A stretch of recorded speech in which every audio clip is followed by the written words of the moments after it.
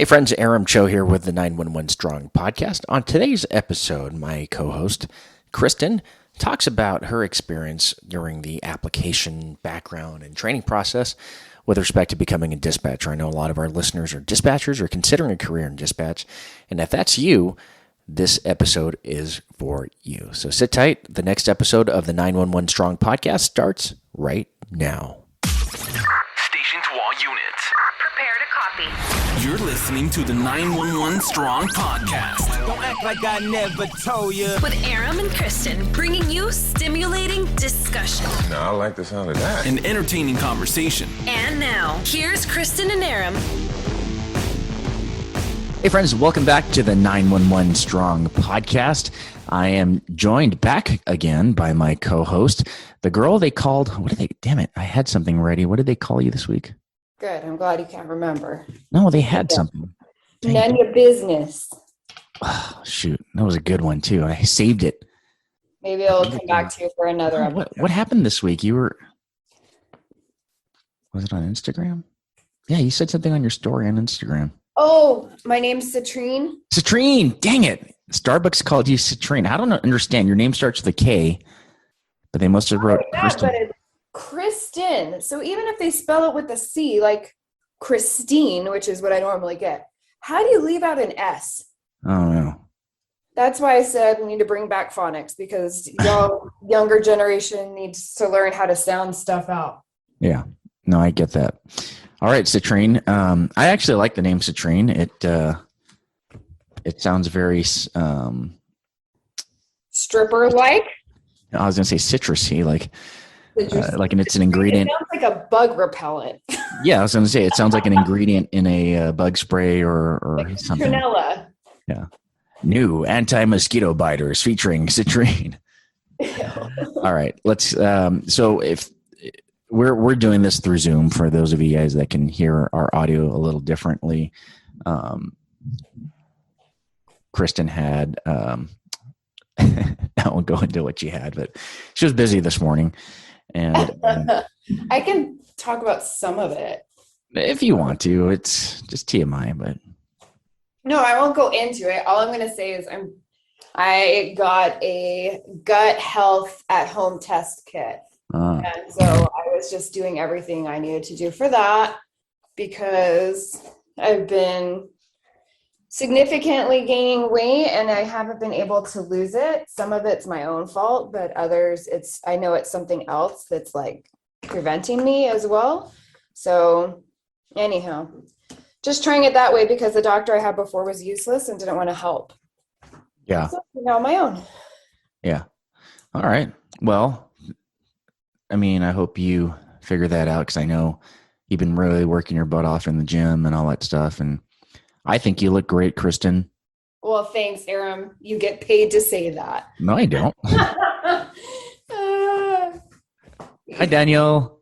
We're not recording like video. What are you guys recording He's there? such a freaking weirdo, this guy. Aram! Are you joining us on this podcast? No, I have to go run a bunch of errands. He can if he wants to. Do you want to be on this one? It's about training. No. Well, that's what. Let me give you a little teaser on our listeners. So the last two episodes, we talked about the academy, backgrounds, application, everything you can expect to get into the job. But we had a lot of listeners write in and say, hey, that's great if you want to be a police officer, but what about if you want to be a dispatcher? And I thought that was interesting, because a lot of our listeners, I would venture to say half of our listeners are dispatchers, because the other half of this podcast is dispatcher Kristen. So I thought we'd talk a little bit about what it takes to become a dispatcher, and maybe a little bit about what you can expect after you get hired and on training in the job. So we're going to switch things up a little bit, and Kristen's going to talk about her experience. So what, the application process, I would say, is pretty similar. I talked about wanting to be, that the application process for a police officer is like an audition, right? If you write it with poor penmanship and you don't know how to follow instructions, it's kind of telling. It's like telling the person reading the application that maybe this person's not going to be rated high. Right. Yeah. I mean, I think for the most part, a dispatcher and a officer's application are pretty relatively similar, except for we can start when we're 18, and you guys obviously you have to be 21. But other than that, I think it's relatively the same because they still do a background check on us and everything else. Like we can't be involved in drugs, even for recreational uses. We can't be alcoholics at the, and then what else? Like you can't be financially in debt. You can't have any run-ins with the police and be arrested and all those things. Yeah, that's a good one. I didn't think about that in my last episode about qualifications and disqualifiers, but you mentioned having good credit. A lot of people ask, why is that important? I know what I was looking for when I was a background investigator, and that was you tend to be you show a little bit more responsibility when your finances are in order. And if you show that you've accumulated a tremendous amount of credit card debt, for instance, it shows that you don't live within your means. And that's not to mention like school debt and all that stuff. School debt, a mortgage, car payment, that's all expected. But like if you have a $25,000 credit card and you're only 21 years old, unmarried, no kids, and the things that you rung up are all from Best Buy, we're going to kind of question that, right? So video games don't like work out that way. Well, considering the most expensive system out there is about $1,000 and games are about $100, you have $25,000 in debt. We're going to have some serious questions. But that's not to say that it's not explainable. When I was getting hired, I had a couple of missed payments on some credit cards. But, when you're 18, you walk through the college quad, you have all these people passing out like free backpacks and, free things. And you're a struggling college student. And they're like, all you have to do is apply for a credit card. And here's your free football or free with jersey. And you have no idea what credit cards are because, at least my parents never told me about credit cards. So I'm like, free money, rung it up. My dad hammered it into me. So I wasn't in too much debt. I did I have a car payment at the time? I don't think I had a car payment either because that's when I bought my bus. Ah. I didn't buy my car until after I was hired. Right. Yeah. But yeah, that's part of it.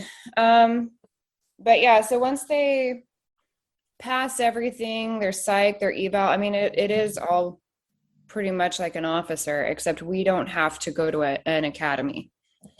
So I thought that was kind of weird. I think it should because it saves the department. I think it's really stupid, in my personal opinion, to send a dispatcher through a post-beginner's dispatch course at the beginning of their training because it costs the department money.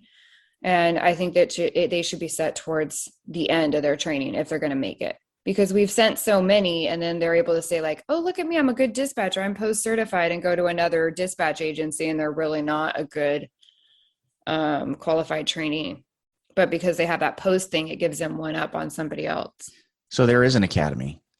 There is, but it's after they're hired and already working in the dispatch station. At least that's how our department works with it. I think it's the same as police officer, though. They don't want to invest the money to throw you into a police academy until after you get hired. Well, but when was the last time we did that? Yeah, no, we're hiring laterals right now. So you're talking about hiring just straight off the streeters.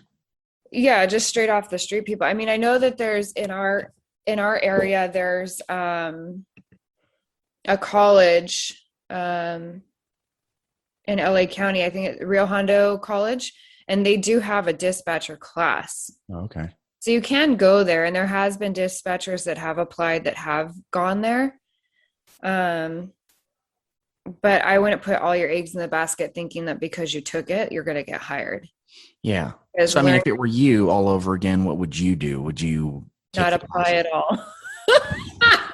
Well, let's just say. Okay. I wouldn't. I was really naive and dumb. I had no idea what dispatching was. I just was told it's a higher paycheck. So with what you know now, if you had to start all over again and you wanted to do the job, still, what would you have done differently? I guess I would have taken the class because I would want to be well-rounded and know what was expected. Okay. I would do some sit-alongs and at different agencies to see how each one kind of works and where I properly fit. There's a lot of people that apply for dispatching, like myself, that had absolutely no idea what it consisted of. I did come in for a sit-along though, and a ride-along before I think I had my interview. Okay. But I didn't think about a ride along, but that's pretty important for a dispatcher too, right? I think so, because then you get an officer's perspective and you kind of see what information we're putting out on the other end. And it kind of like corresponds with, the location that we're going to, giving descriptions and why that's so important. So I think it is important for them to go on ride-alongs as well. Yeah, they kind of should have, because I'd imagine you're sitting and you're dispatching, you kind of have a visual on what's going on the other end. And I think that's harder to do as a dispatcher if you've never actually sat in that seat. So going along gives you that perspective. I mean, even now, it would be nice if we had the staffing to continue going on ride-alongs maybe once every 3 months or something like that, because there's so many new developments. I have no idea what our city looks like, except for maybe the 3 streets I drive on to get to work and to leave from work outside of where I grew up. Right. But other than that, like, I don't know what anything looks like because I don't venture out. I don't care to. Right. All right. So let's just say you get through, you decided whether to take a class or not, you get through the application process. What's next? What happens after you completed a successful, acceptable application? Okay. So disclaimer, obviously I'm only going to be talking about my department because other agencies do things differently. But generally speaking with ours, the first week is kind of like an introductory. They kind of talk to you about all things, get all the paperwork signed, blah, blah, blah, show you where everything's at. And then you get assigned your trainer. At our agency, you get about 3 trainers. You might get maybe 4 more depending on the needs of the trainee. But generally speaking, you'll start first on the phones. When I was training, I started them off on business lines right away. I would have them start listening to the calls, and then I would kind of feed them the answers to say certain things to like really simple calls and stuff like that. And obviously listen into everything, kind of go over all of our different, I'm all over the place right now, sorry, but going over all of the different computer monitors that we monitor and what each function is. It's just a lot of information right at the beginning. And so is this the training or is this like an intro? No, this is the training. Oh, so we're getting ahead of ourselves. What happens after the application? Do you get assigned a background investigator like a cop does? Yeah, same exact thing as a cop. You get a background investigator. They're going to talk to your past employers. They're going to talk to your spouse or your boyfriend, your girlfriend. They're going to talk to did I say ex-employers already? Your neighbors. Anybody that you put down as your reference, they're going to talk to. And then that may or may not get you disqualified depending on what they say. And then after that, I think you do I don't know what order is it, the psych and the medical as well. Like you have to be of sound mind to do what we're doing. You go through like an eye test, a hearing test. And then once all of those things pass, if you pass it, then you get a conditional offer, or no, the conditional offer comes when they're doing your background, right? Sorry, guys. It's been like a friggin' long minute. Yeah, I think you do your conditional and then you do your psych and your medical. But at some point, do you do like a polygraph too? Oh, yeah. We do a polygraph test too. Okay. So it's pretty much the same thing as a cop. And I think the one difference that you and I discussed before is you don't do a physical. Do you do a physical? Yeah, we still go for physical. I mean, they don't have. Do they have run on the treadmill? I mean, it's been like 22 years, guys. I don't remember. I think they did have us run, or maybe you just had to go to the doctor and just do a general physical, because clearly we're not running in dispatch, but they do that as a stress test for cops. I mean, the running on the treadmill is just to test your like EKGs and all that stuff. I wonder, do you remember them? I think we did. Now that we're talking about it, I think we did. Yeah. Because I mean, what you're going through, and there's a tremendous amount of. It's like the same thing as a cop. Yeah. Our bodies don't respond like normal people, like once you get into it and get going, because we're always at that high anxiety level, and we don't really get to crash and then relax. It's just one giant roller coaster. Right. So it puts a lot of internal stress on our bodies. And yes, even though we're not fighting people or like fighting for our lives, like there's a lot of anxiety and stress that goes into dispatching. Oh yeah. I mean, you are an Apple Watch, so I'm sure you keep track of your heart rate. Just sitting and not moving physically, your heart rate goes up and down at different paces. Your adrenaline spikes and you get those hot calls and stuff like that. So at what point do you realize, because I think that the process in of itself will weed out some people, Oh yeah. especially, I mean, some people won't even fill out the application because it's like, it requires too much legwork. No, I got to get my transcripts. Oh, I got to get my ex-employer's information. Do you think the process weeds people out? For the most part, yes. I mean, it would be nice if our agencies knew how to fly applications better, so we got a more wider range of applicants. Yeah. But yeah, it weeds out people pretty good. And even the ones that do make it through, a lot of them don't make it through training. So like I said, I've been there 22 years and we've never been fully staffed. We still aren't fully staffed. We're still trying to hire. I think we have one that's supposed to be starting soon. And then I think we have 1 to 2 more positions still. Yeah, I think that's the same at a lot of agencies. So if you're a new applicant today, you can expect that if you get hired at most agencies, you're going to work a lot. You're going to be covering a lot of shifts. So that's a good segue. So when you're on training, can you expect the same thing? Are you going to work extra hours as a trainee? No, not initially. I mean, you might move around with your trainer depending on what days they have to come in and work, and they might have their trainee follow them around. But you don't get overtime as a trainee. So there's that. But you will get moved around. You will work holidays, you will work weekends, you will work nights. And that's probably going to be your first year to 5 years, if not a lot longer, depending on the movement in your own agency. There's a lot of newer people. I can't say all of them, but there's a lot that are coming in with that self-entitled, that they're already owed something because they passed training. Mm-hmm. And they don't show up on time. They already have an attitude. They think that they should have a holiday off because they worked the last holiday. So that kind of causes a little bit of an issue. Just that mentality. But if they're coming into dispatching, then they need to come in with, you're at the bottom level. You're here to learn first and make friends last. So what was your experience like? Do you remember your first day at all? My first orientation day, I dressed business professional, wearing a skirt and heels, and I was greeted by an officer who started taking pictures of me. Okay. Yeah, that was interesting. Did he know you? Huh? Did he know you? No. He didn't know you, and he just took pictures of you. Yeah. Okay. Yeah, but he was, I'm not going to say on here, but he's one of our class clowns, I guess, that was at the department. But that was my first, like, what the heck is going on here? And then I mean, it started a little bit rougher for me because my dad worked there. So there was already rumors being spread about me. And there's a lot of childish crap that goes on at police departments as far as gossip. I think it's worse than high school, to be honest. But as far as like getting assigned, I got assigned to a great guy. He had been there forever, knows his stuff.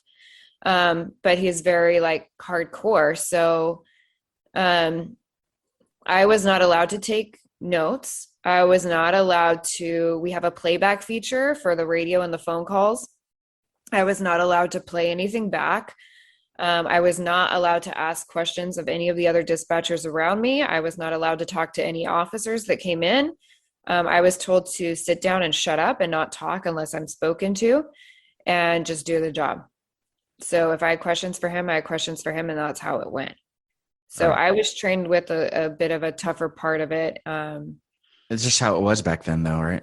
It was, but you know what? It made me learn a lot faster, at least with my demeanor. But I'm more of a majority of dispatchers are type A. We're stubborn and we want to get things right the first time. So the majority of us that are like that, will put our head down and do it as needed. And when I mean take notes, like I could take notes on like commands or call types or like the penal codes. I could take notes for that. I couldn't take notes for the calls that I was actually taking. Like I had to keep up to my typing. Right. So when callers called in, I had to type it into the call. There's some people that can't type that fast. Right. So they turn to their notepad and start writing stuff down. That's got to be hard as people are talking, you're still typing, and there's obviously a delay in remembering and typing, and then you still have to actively listen to what's happening now, but you're typing maybe 10 seconds behind. Yeah. So Almost there is have like two brains. Yeah. So there's like a lot of multitasking that goes on, and I guess selective hearing to pick out what's important to hear and what's not. And so the majority of dispatch, there are a lot of men, but the majority are females. So I just tell them, hey, it's like working in dispatch at a very low level is kind of similar to talking to your kids, making dinner, and having like the phone to your head, talking to your best friend, and still being able to do all those things and know what's going on. Right. So it's like that, obviously, in a much higher stress level, but we're able to multitask already. But yeah, it's a whole other different ball game. So that's how my training went. I had 3 trainers total, and that's pretty much how my training went. I wasn't allowed to ask anybody anything. And then my send off, like officers kind of have their last ride with their trainer. My send off was an officer that determined if I was a decent dispatcher or not. So the officer listened to you? So the officer in patrol would call out traffic stops, ped checks. If he couldn't get a pursuit that night or into a fight that night, then they would make it up. And obviously I didn't know that at the time. I thought it was completely real, but they would do all of those things to make sure that I responded the right way. So would they get on the primary frequency, or would it be like a side, and they would do that on the primary? Yeah. Everybody was in on it. Yeah. Jeez. That must have stopped like right after I got there. Probably. Yeah. I mean, we did it sometimes to our trainees. Yeah. I had heard about it, but I thought they were full of crap. I thought no, we really actually happened. We had fake pursuits. They would turn on their lights and sirens so it sounded real. They would drive in like the parking lots so you could hear like the tires screeching and stuff. Like it was real. At least to me, it was real. They did a good job. They were very theatrical, those guys. So, but it worked, because sometimes you're in training and as a trainer, you want them to handle some really crappy, high stressful calls or pursuits, and you don't get that. So you don't want to release them and say like, hey, I know they're not going to push away from the computer when it hits the fan, because we have had some people that push away and walk out or refuse to answer the radio. Right. So we needed to make sure that they could do all of that. So that's why we would do those types of things. So, how long did training last for you? For me, training only lasts 6 months. Okay. And what's the average training length for, let's say, training like today? A training for today is probably about a year. Okay. Year to 18 months. I think mine was so much shorter because it was sink or swim. We didn't hold people's hands. And yeah, it was pedal to the metal, and either you kept up or you're gone. So, but nowadays we're kinder and gentler, and we give a little bit more leeway to our trainees.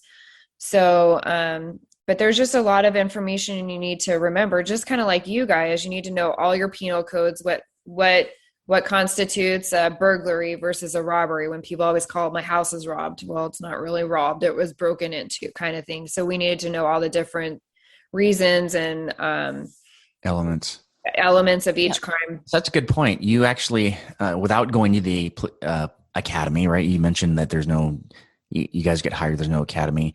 So as police officers, we learn all the penal code stuff in the academy, right? Before you guys. Yeah. And you guys have to learn that while you're on training. Can you imagine a police officer having to learn all the stuff they had to learn in the academy while being on a stress training?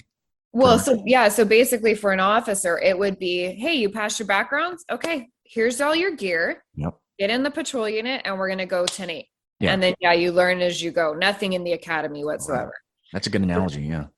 So, it is different, and it is a higher, I guess, stress level, because not only are you trying to retain all not just the penal codes and everything, but also all of the computer commands and where all the information goes, because it's kind of broken up for the most part: address, name, the calling party's name, their phone number, where they're calling from, what the general circumstances are. And you have to talk to them and try to get the actual story out, because they're not always forthright and forthcoming with the information you need and that you're asking them. So and then as your interviewer too. Yeah. And then as you're asking them, you have to be like, okay, now what call type do I use? What penal code is this? Is this a crime? Is this just a civil issue? Or are they just arguing and we're going to go play babysitter? What's going on? Right. So they have to keep all that going as well. And then we just continuously build on all of that. So as they're finally learning the phones, then we're telling them, okay, you need to listen to the radio. Are the officers requesting anything of the radio dispatcher that you can help them with? Can you get them a tow truck? Can you call an outside agency? Can you call for a helicopter or a canine? Can you get the backing address? Just a bunch of things. Mm-hmm. And then once you kind of get that stuff down, then we get you on the radio. And then the radio is a whole other monster. And then once you get the radio down and being able to tell the guys' voices and who's calling you, and you figure out who's mumbling, because there's a lot of guys that will not pick up their mic and just leaves it on their car, and they won't put it to their mouth, or they don't know how to click the radio correctly. And we have to try to figure all that out. So while we're doing that, and then, running names and warrants and stuff. So everybody says George, and it's not George, it's Jorge, and we have to confirm, and it's all these things you have to do. And then once the radio's done, then we mesh them all together. Can you handle phones and radios at the same time? Because your partner at some point is going to have to use the restroom, and you're going to be left alone in there. Right. For our agency, because it's smaller. So it's all of that.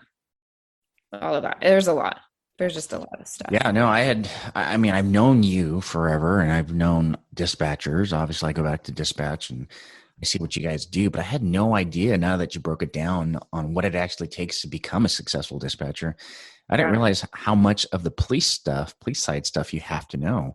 And as you're talking, I'm thinking, you're interviewing people on the phone, essentially. You're taking interviews, you're asking them what happened, because you're putting it down on paper. So when the officer gets there, they're verifying what happened. So you're the first person asking questions. The story may change when the officers get there, but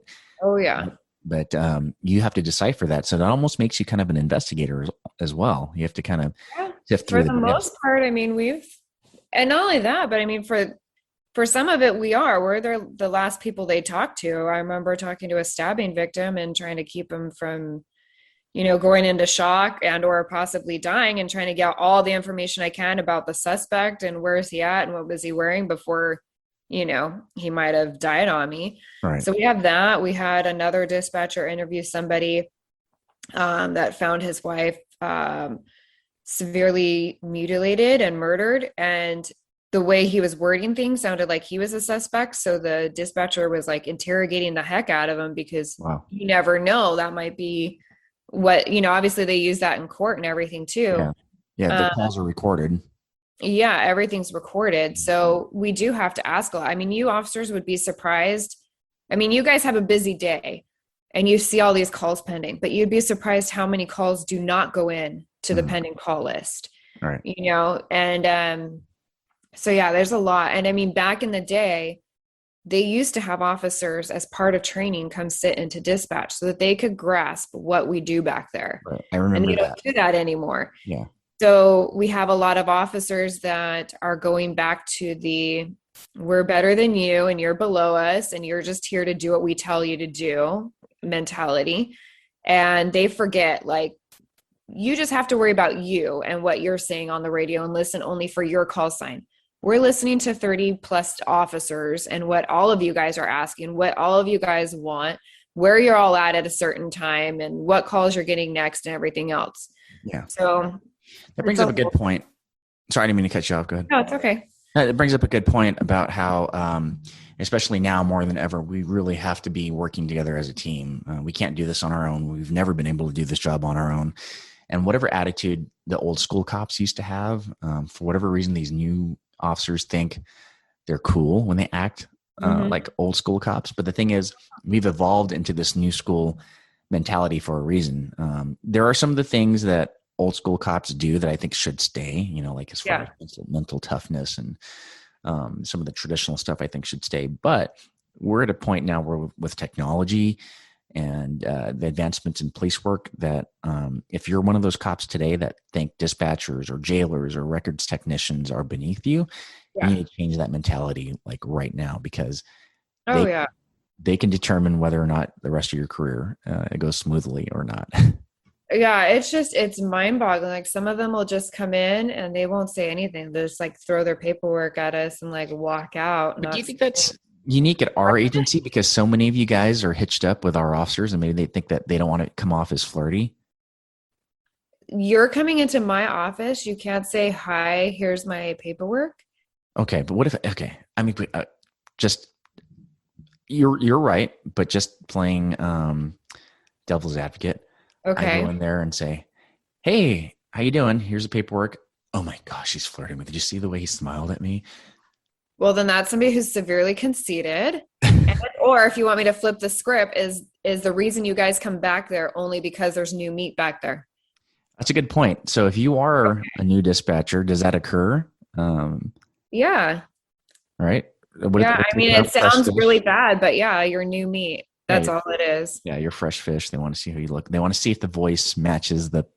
Yeah. Right? And some of the guys don't even care. It's just a new person. All right. Well, I think we got down, obviously not through all the nitty gritty, but a good understanding overall of what you can expect. We learn now that the application and background process is very similar to police officers. And that's the reason, as you mentioned that, I realized you have access to all the secure. All DOJ stuff. Exactly. Not just DOJ, but national law enforcement information. And, the phone calls that you answer are sometimes sensitive in nature, and you have to testify in court. So there's a reason why you go through such an intensive background. So if you want to be a dispatcher today, you probably are probably better off after now listening to this podcast to understand what you're going to get through. And once you get through that, if you're one of the fortunate ones to get hired, know that you're going to have to work a little hard to get through training, because you can't, there are people that we actually can't fake it till you make it. No, we actually just separated one who didn't make it through training. So can you imagine going through all that background process, going through training and learning that you're not going to make it? Yeah. I know it sucks, but I just want to throw out there too, I have helped a lot of people through training through Instagram or whatever, through training and through the application process and through interviewing and stuff like that. So if any of you guys are interested, you can always reach out to me on my Instagram, and I respond pretty dang quickly, and we can just work through whatever it is you're going through at the time. Yeah. And Kristen's being very sincere about that. A lot of people think, because Kristen's on this world famous podcast. We are world famous, by the way. Top 10 in Costa Rica. Countries, yeah. I have no idea why we're so popular in Costa Rica. Costa Rica is amazing. But in multiple categories, too. Yeah. I mean, we're in society and culture and in personal journals, we're in the top 10. It's just great. Thank you, Costa Rica. If you're listening now, thank you. Yeah. Viva la Costa Rica. I want to be back. But yeah, back to my point, Kristen does respond, and so do I. I try. I'm just so busy because Aram has a bigger pond. I'll admit I have a bigger pond, but for the last 10 days I've been by myself. I know Aram's been struggling with the quiet household. It's just him and the dogs and the cats. Yeah, but I have to, I work all day, right? I leave the house at 3:30 in the morning. And before I leave, I've got to make sure the dogs have their food, the cats have their food, their water, and that they're able to get in and out of the house. And when I get home, like at 8:30 or 9 o'clock, I only have like the dogs and yourself again. What's that? You have to take care of the dogs and yourself again. Yeah. So, and then like, I got to do laundry. I'm like, I'm running out of underwear. What's this laundry business? You poor thing. The struggle's real. They're driving home today. So I'll see them in the morning. I think they're getting really late. And, so yeah, but you guys were gone out of town too. Yeah. And I had no friends because I only have 2 friends, you and Danny. And, no, we had a nice little escape. It was good. Yeah, I saw the pictures. It looked really good. I was jealous. My wife had her pictures. You guys had your pictures. And me, I had my dogs and cats. All right. Well, thank you guys again for listening. We appreciate you joining us. We know you guys can listen to just about anybody. So we appreciate that you're letting us in your homes and your cars and your offices and that you trust us to listen around your family. We hope that this podcast was a good benefit to you. And we'll catch you next time on the 911 Strong podcast. Bye. Bye. You've been listening to the 911 Strong podcast with Aram and Kristen. If you like this episode, please check out our other episodes. And don't forget to tell your friends. Find us on Instagram and smash that follow button. Thanks again for listening and for your loyal support. See you next time.